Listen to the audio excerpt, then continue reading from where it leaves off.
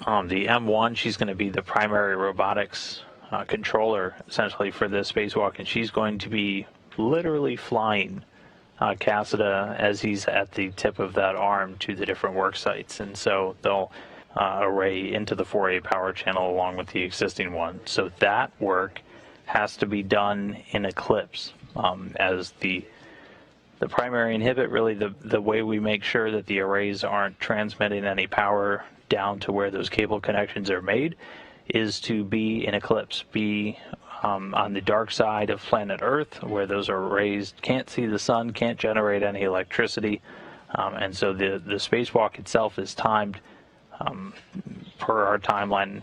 If you've ever watched a spacewalk, you'll know that every single step, essentially. And so they're going to put him in his suit, and then you can see his service and cooling umbilical, that white hose that's kind of looping outside of the left part. That'll get moved in as well. And then we'll start to hear the crew step through some of the actual depressurization of the airlock. And that's done using essentially two different means. We have an actual air pump that's able to extract the atmosphere and return it to essentially the station's supply of atmosphere. That's going to get engaged, and that's going to bring the pressure down to about 5 psi. And then once we get there, we're going to turn the pump off, and the crew is going to do leak checks. So they do a leak check on their spacesuit once they're at a lower pressure inside the crew airlock. So we'll hear the crew status their leak check. They'll give a yes, no on successful leak check. And then after that, we can continue with the depress. And then after that, we start to use the two different systems. So that depress pump can only work down to about 2 psi. After that, it's no longer really capable of extracting atmosphere from that crew lock section. And so after that, they open what's known as an MPEV valve to just take all of that remaining atmosphere, and it's used to vent it overboard. So we do lose a small amount of what we call consumables, just the breathable atmosphere, every time we do a spacewalk, just because your pump can't work below 2 psi. But it's once you're down at that low of a pressure, it's a pretty negligible amount.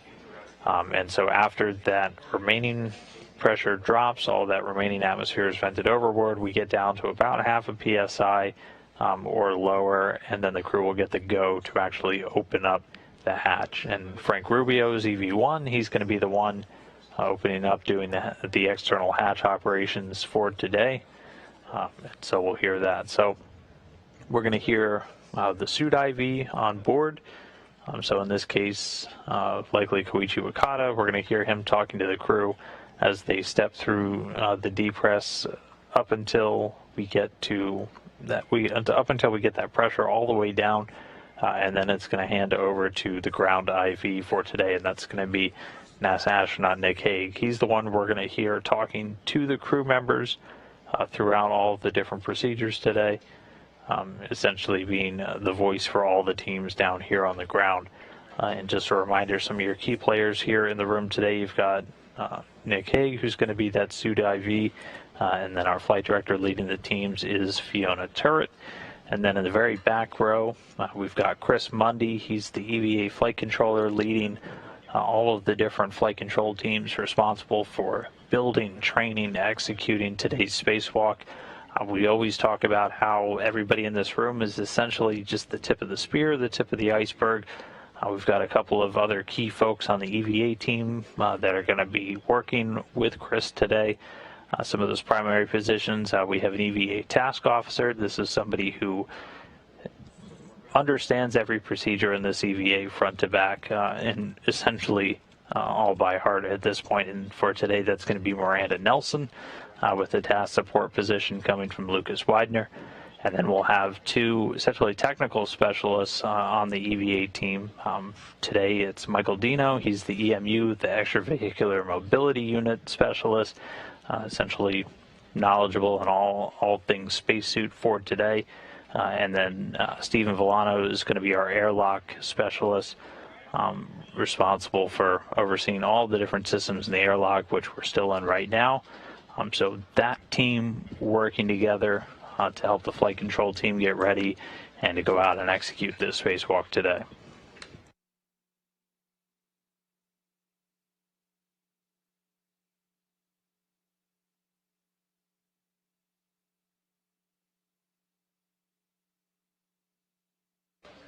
All right, and right now we can see Koichi. So he was just talking. They have a hardline connection right now between the crew in the equipment lock and the crew, both Cassada and Rubio in their spacesuits.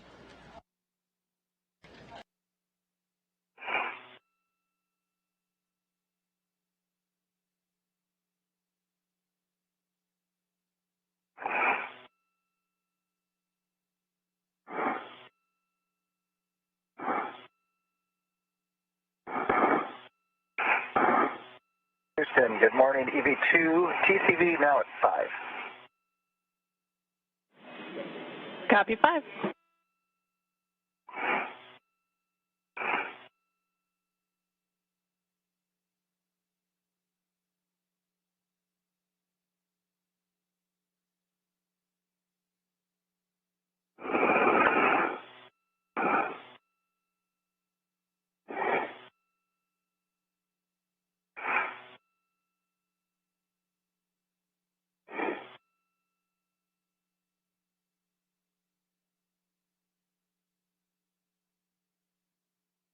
I'll do that shot. It'll work.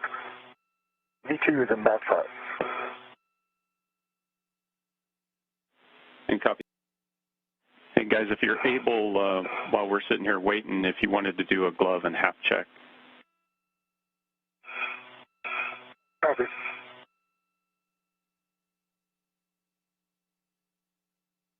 Big gloves for EV2, no changes. And a dry hat. Copy, Josh.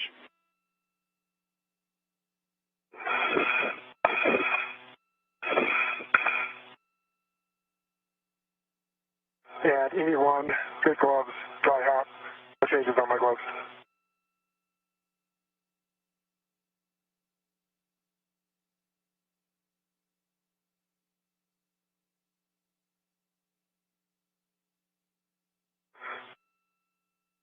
And Nick, I moved my TCV from 6 to 4 when you were the last time. Copy the change. Thanks, Frank. Driven in with more than 25 foot-pounds of torque, leaving a lot of potential energy in if we're hard stopped. We're backing them out, dropping it down to a lower torque setting, that alpha 4, which gives about 6 pounds of torque. And then they're going to reseat them, have these bolts securely in place, and we'll be able to continue on. Torque out before anything happens to the bolt. ET Sterling, I'm grabbing my ret off of the beam, and I will make my way back to the SSRMS. Let's try the arm. See you in a minute. Here. Nick, I'll go to the bag for my, I think we have to stagger a translation. Yeah, you're right.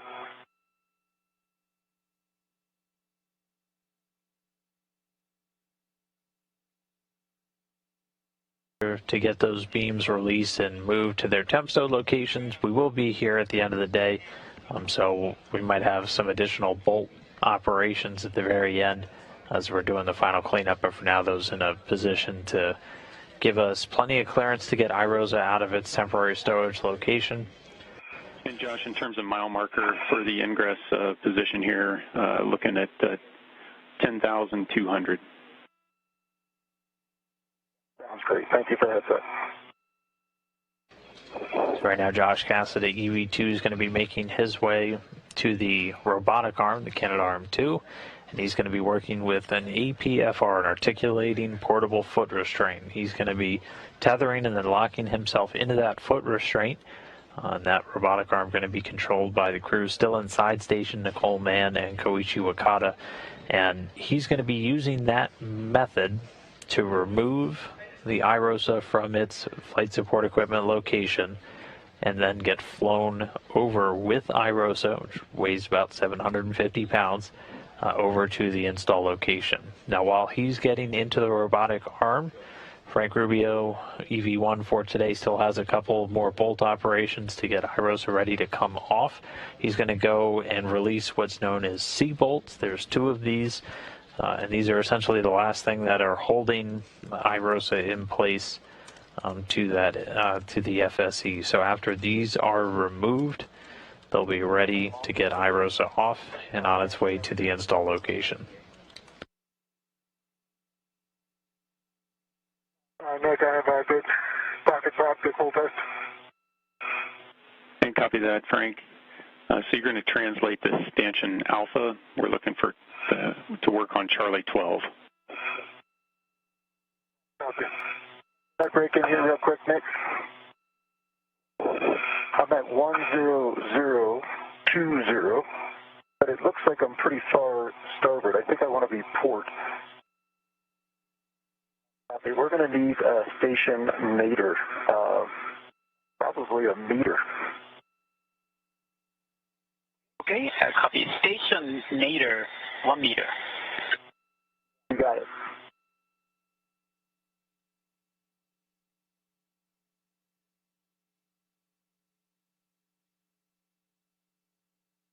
Okay, here comes the motion. Station nadir, 1 meter. Ready for motion. Sure.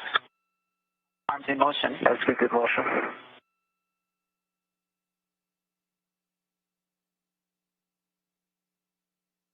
Continue. Copy.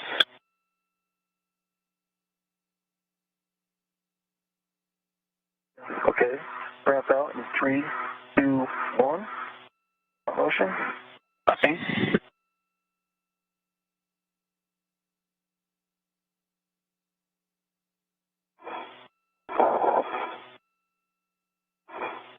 Okay, I'm going to need station aft 30 centimeters, 30 centimeters. Okay, station aft 30 centimeters. I have the boot plate and a ingress aid for clamps. Here comes the motion.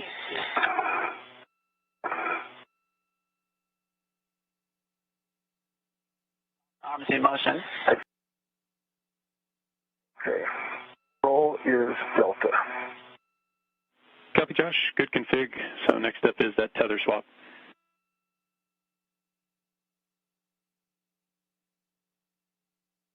Okay, the roll came loose. Give me a second. All right, we're delta again.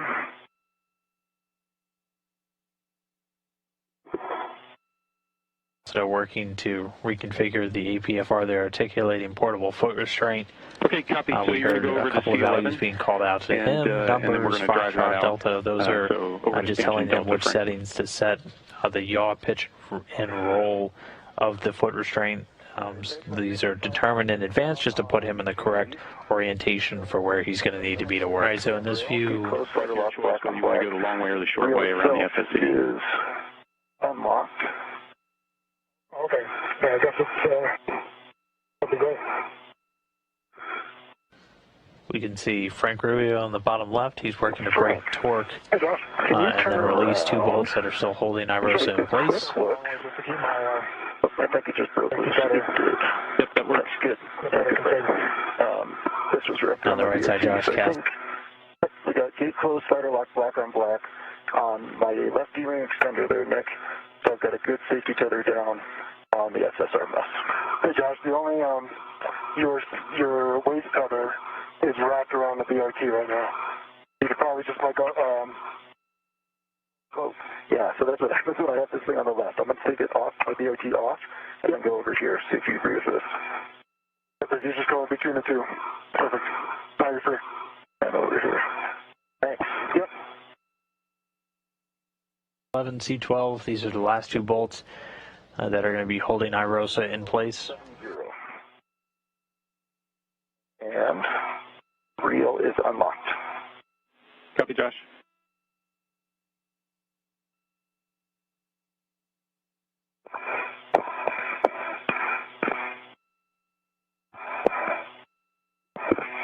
Okay, it's on now. Okay, thanks for that, Josh. We'll look at it and let you know if we need anything else.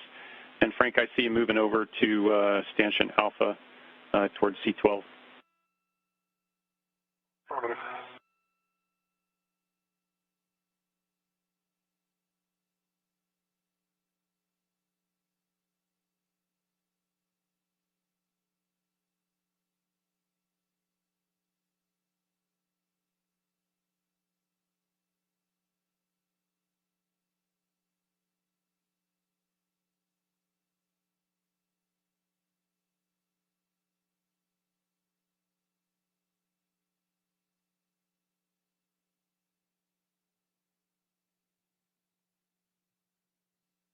Copy that. Right.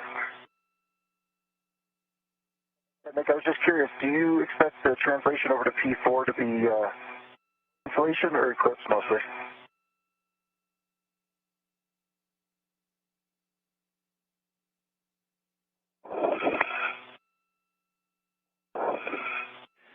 Yeah, and Josh, you should start in sunlight. You're going to finish in eclipse, so it's a little bit of both. Okay, sounds good. Josh, arm is in position hold. We are setting up for manual to the iROSA retrieval position. Okay, you have it go for the manual maneuver to the iROSA retrieval position, and Frank, I'm just off your right shoulder. Yep, I see you, thanks. Okay. We are setting up the arm now. That's good. Frank, I'll take settings for Charlie 12. You bet. It's Bravo 3, counterclockwise 3.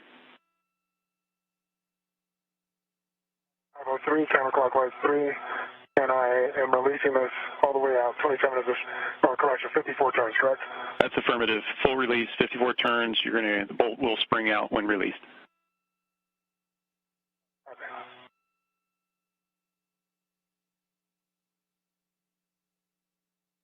So our lead spacewalker for the day, Frank Rubio, still at it, releasing those final two bolts. They're C11 and C12. He took C11 about halfway out, now taking C12 all the way out. We won't take C11 all the way out and thus release iROSA until Josh Cassada is in place and ready to manually receive it. He's then going to be flown with iROSA over to the work site on the P4 truss area.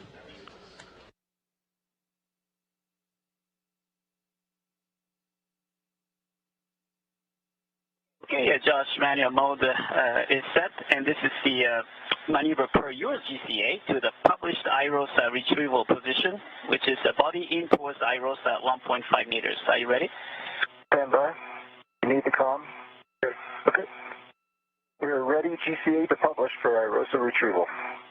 Okay, here comes the motion in 3, 2, 1, starting the motion. See good motion. Okay, good motion.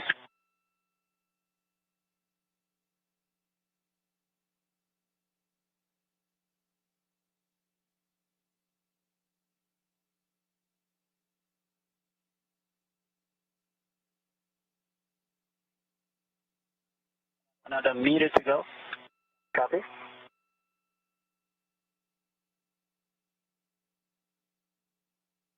So looking over the shoulder of Josh Cassada as he moves in, iROSA right in the center of his view.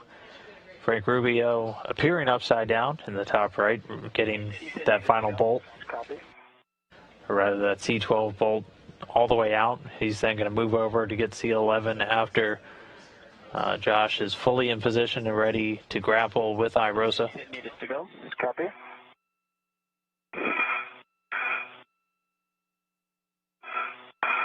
And Nick, I ended up with 55 turns. Stand by. Oh, correction. Sorry about that. Continue. Continue. Continue another 10 centimeters. Another 10 centimeters. Ramp out in 3. I think we ramped out. Ramp out. Okay, yes. That's it. DCA. DCA complete. This position will work great. Copy that. You have a go for iROSA retrieval. Copy. Go ahead. Sorry about that, Frank. No, sorry. I think I had 55 turns on Charlie 12 that is released. Copy 55, full release on Charlie 12. And so I see you working to install the scoop with the long duration on that microsquare near C12. Let's put it on the long duration, I think. Okay, yeah, that'd be great. Not mine. I think that was the plan, right, Nick? Right to the long duration itself? This one? I'm sorry, I should have done it. Ready? Awesome.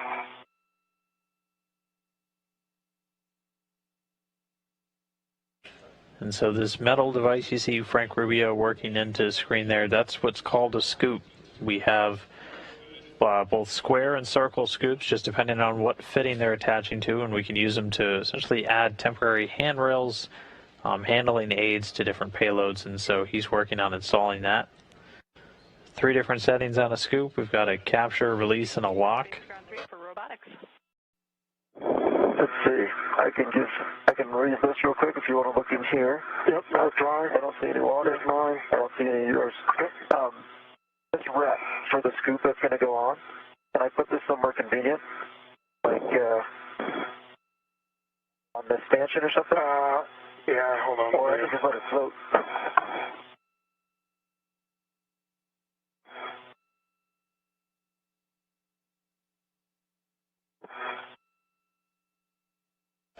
All right, the crew getting a chance to kind of catch their breath, do some checks real quick. Each of them checking gloves, as that's what we're interacting with everything on, checking for any nicks, any damage. Both reported clean gloves. Just so it doesn't float away from me. Let it down. Sounds good.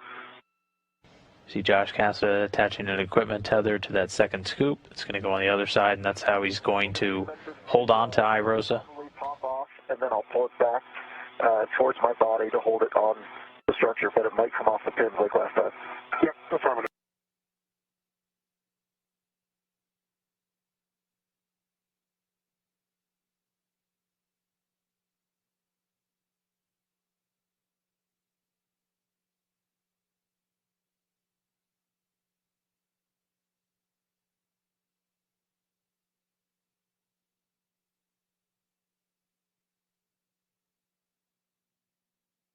Okay, Nick, a couple things here.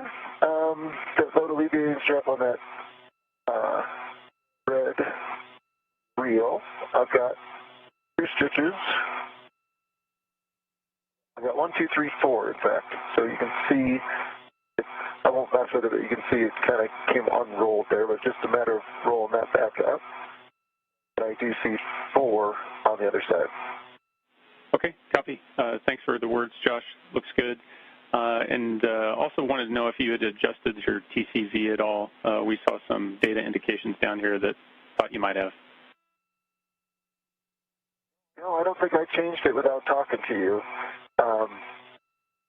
You remember making it cooler? I don't remember when I did that last. I'm pretty sure I didn't omit any calls.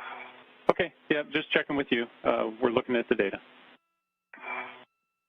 Okay, sounds good.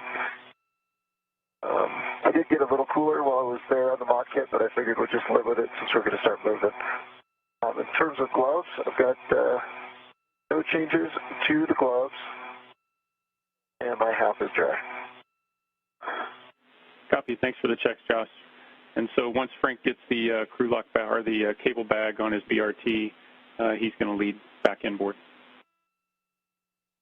Okay, copy that. That thing is kind of a behemoth. Yeah.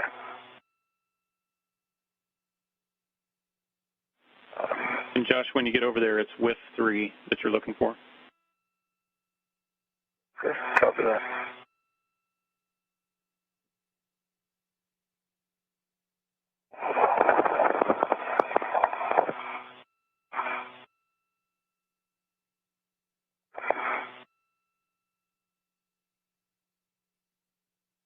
And in this view, we can see Josh Cassada. He's got that foot restraint off of the robotic arm. He's going to be attaching that to what's known as the seat of cart, the crew and equivalent translation aid. That safety tether when you can.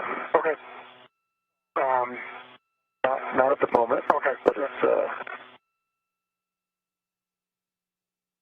I've got 1 more bolt to go and then eventually walked out.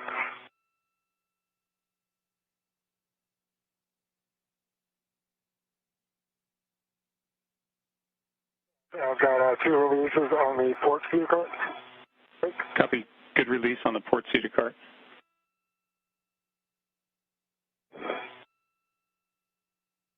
Okay, airlock rat is hooked up to the IDA bag. I'm getting my DRT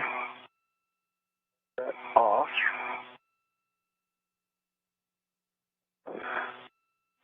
Copy, Josh.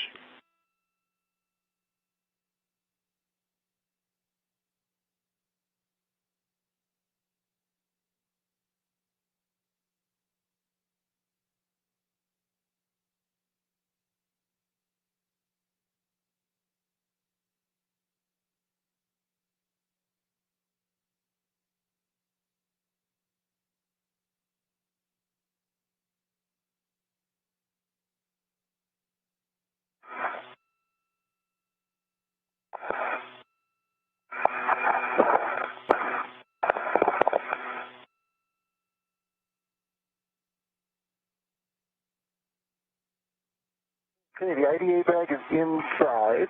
I assume same thing for me.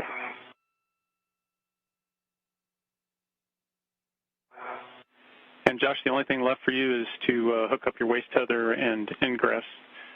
Frank, you're working on your green hook. I see just a nadir of the seated cart, starboard seated cart. Roger.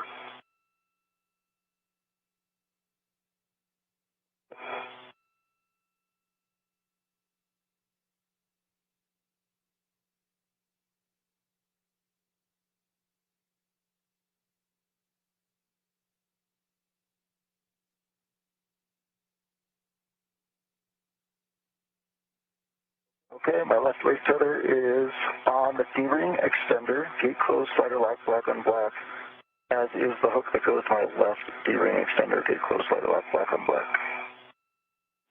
Copy, that's a good config. Your go to ingress. Good.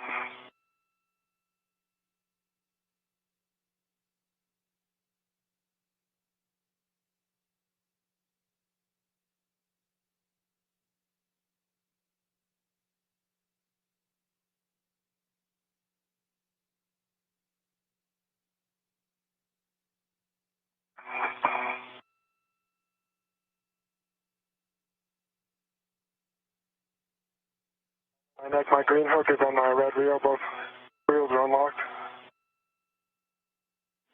Okay, copy that. If you can do the brake release on the starboard seated cart, you're good to come on in. Okay. And Josh, once you're inside the airlock, you're go to turn off your HECA.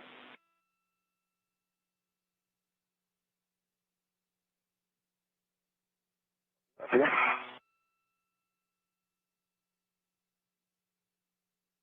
The brake release is actively placed. Copy, good brake release on the starboard cart.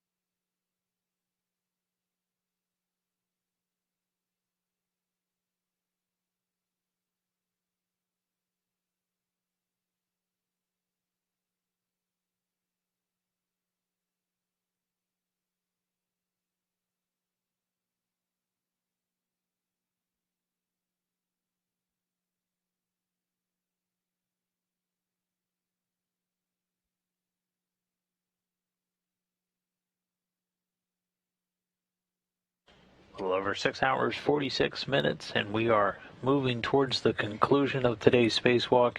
Right now, Josh Cassada already back inside of the crew lock section of the Quest airlock. Frank Rubio making his way there now. They finished all of their cleanup steps.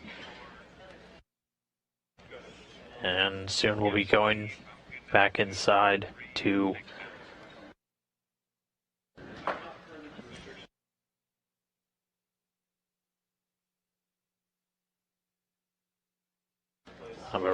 so they're moving back inside of the airlock. Reminder, our spacewalk will officially conclude when the repress of the airlock begins. So first we have to get them inside, get them hooked up back to these umbilicals, go through a couple of additional steps in the repress cue card, get the hatch closed, and then we'll be ready to go.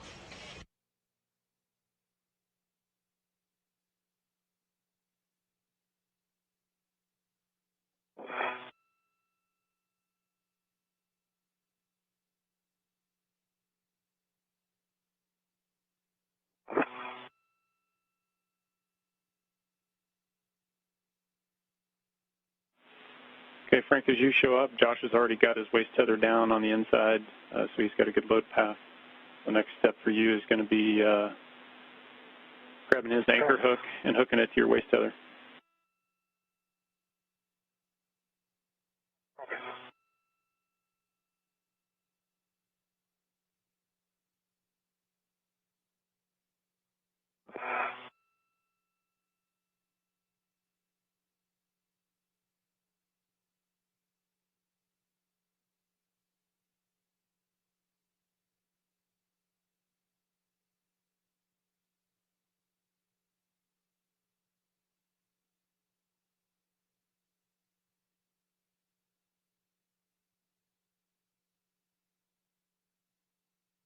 Josh, went back to the airlock.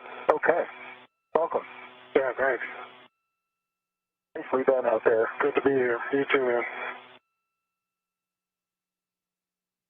I don't know how you drew the short straw to work on those beams again. It's all good. Probably because you gave me this bag. I've had my share of that bag, so. What's that? I've had my share of that bag. Okay.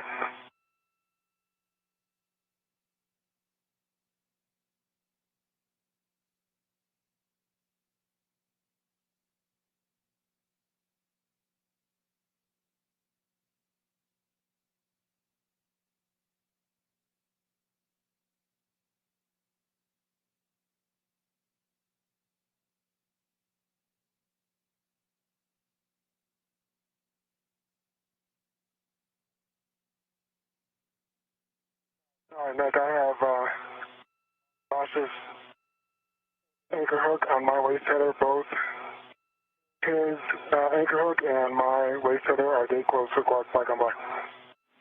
Okay, copy that. Good config. So you're good to pull up your anchor hook off of 554 and ingress. Copy. Do you want to bring the tango bag in first? Or do you want to bring it in with you? I think I can get it with me. Let me try and. Well, actually, you know what? Let me hand it to you because I have some stuff to do, so it'll make life easier. Thank you.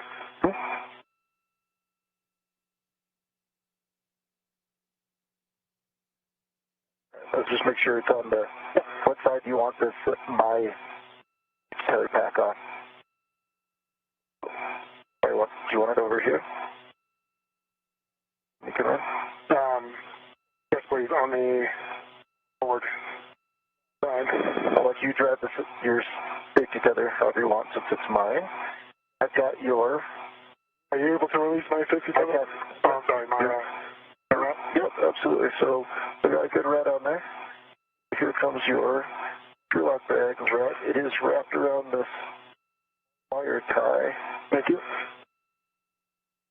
Oh, I see which wire tie this is. Alright, I'm going to go try to get out of your way. Nick, while I'm maneuvering, do you ever go ahead and start working my SCU?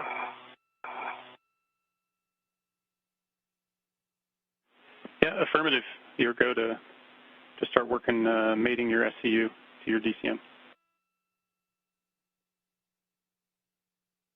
Thank you. And Frank, when it's convenient, if you want to turn off your HECA, you can do it. Okay, copy.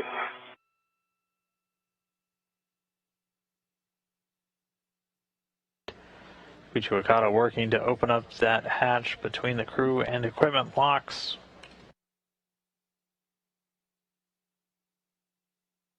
And once that hatch is open, he and Nicole Mann will be able to bring.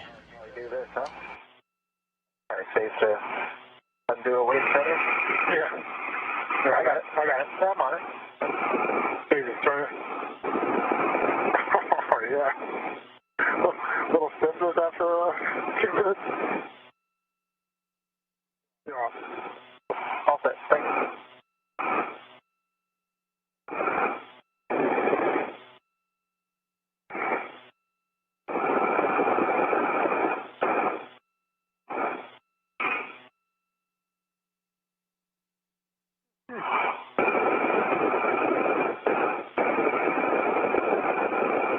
And getting confirmation the hatch now open. And with that, Koichi Wakata and Nicole Mann able to start bringing Frank Rubio, Josh Cassada back inside of the equipment lock. They're going to help them get helmets off, get out of their suits, make their way back into the station after an extremely successful day today. Again, just to recap, 7 hours, 8 minutes of spacewalking time today. Fully successful, able to remove that rollout solar array from its temp stow location, get it out to its new home, powering the 4A power channel, successfully installed, unfurled, integrated in, and already generating electricity. So that's 4 out of 6 iROSA arrays now installed on the International Space Station. So very successful day, the third spacewalk for this duo just in the last couple of months and in their careers together. So a couple of quick stats for you before we go away. This was the 257th spacewalk in support of station assembly, maintenance, and upgrades.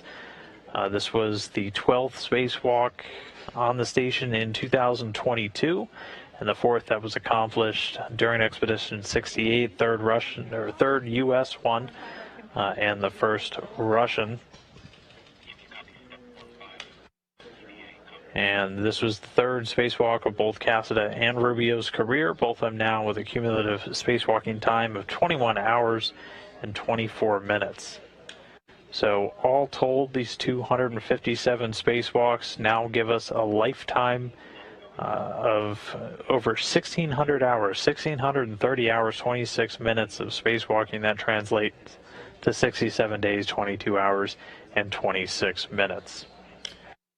But with the crew back safely inside, being helped out now by their Expedition 68 crewmates, a very successful spacewalk today, we are going to go ahead and wrap up our live coverage of EVA number 83, US EVA 83, here on NASA TV.